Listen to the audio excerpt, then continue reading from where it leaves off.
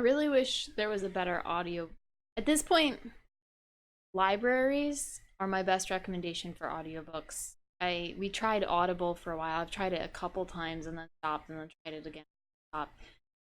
But their system is not ideal. None of the I have yet to find one, but the library ones are decent and they're free.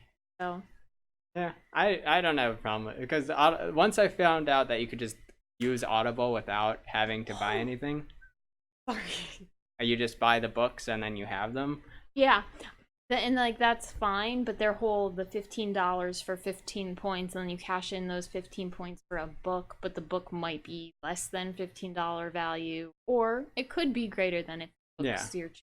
But it's just you could it's just so murky. Why not just buy the books if you want to buy the books? well, you can do that. Yes. So that's if you're doing that route, Audible's okay. Same thing with I Google. think I had this idea just now. Yeah. I think they should have through the library, books that the library doesn't have for you to rent or borrow to listen to for free.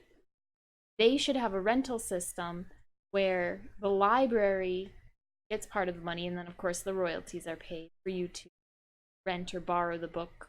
And then like after just so many people have rent and done that, maybe the library can own it. Or some kind of system like that would be really. Anyway, Yeah, it's a possibility. I did a lot with Libby. Updated that app. It used to be Overdrive that my library used, and then both of the libraries that I'm members of, they both switched to Libby. And It does. When you told me about that, it was actually pretty interesting knowing that the libraries are moving into that kind of direction to be able to access their stock online. There's so many audiobooks and ebooks Mm-hmm. you can access just through the online free. If you're a member of your library.